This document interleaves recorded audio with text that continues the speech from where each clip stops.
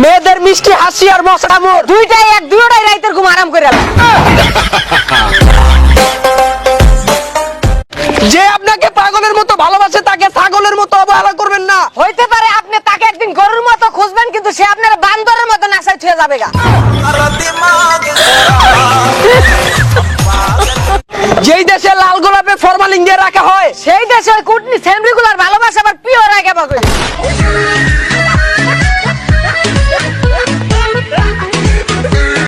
ভালোবাসাটা শাহজাহানের চাইতে কম ছিল না। খালি বাজেটের অভাবে তাজমহল বানাইতে পারি নাই। চিকিৎসা বিজ্ঞান যতই উন্নত হোক না কেন, ছোট পোলাপানের স্কুলে যাওয়ার সময় পেটে ব্যথা ঠিক করার ওষুধ আজও আবিষ্কার করতে পারবো না। মেয়েদের উদ্দেশ্যে বলছি, দেখ বোন, তোর পিছনে 10-12টা পোলা ঘরে বললে নিজের মহান মনে করিস না, কারণ পচা খাবারে মাছি একটু ভ্যান বেশি করে। আটা ময়দা মাখে না এমন মেয়ে পাওয়া গেল, বাথরুমে যে মোবাইল টেপে না এমন মেয়ে একটাও পাবেন না।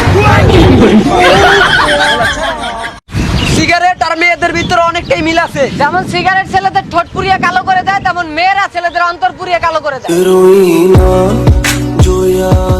মেয়েদের কাছে সবচেয়ে ভয়ঙ্কর প্রাণীটা হচ্ছে বিয়ের ঘটক। কারণ হচ্ছে কি, এরা প্রেম করে হলো যে সুন্দর সুন্দর ছেলেদের সাথে, আর ওই ঘটকে করে কি জলিল কাকুর মতো একটা টাকলা বেড়া লাগে বিয়ে দিয়ে দেয়। বড় লোকের মেয়েরা গরিবের ছেলেকে ভালোবাসে, ইহা শুধু বাংলা সিনেমাতেই সম্ভব।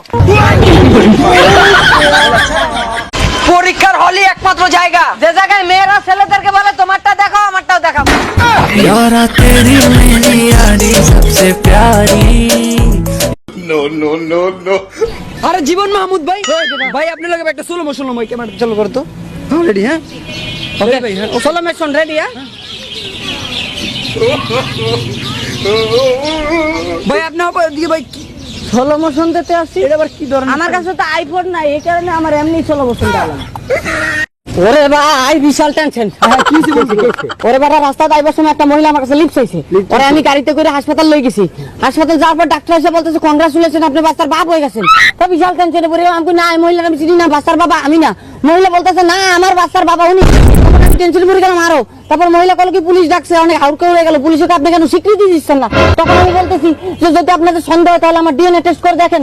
তারা টেস্ট করে ডাক্তার বলতেছে আপনি কোনদিন বাচ্চার ভাই হতে পারবেন না।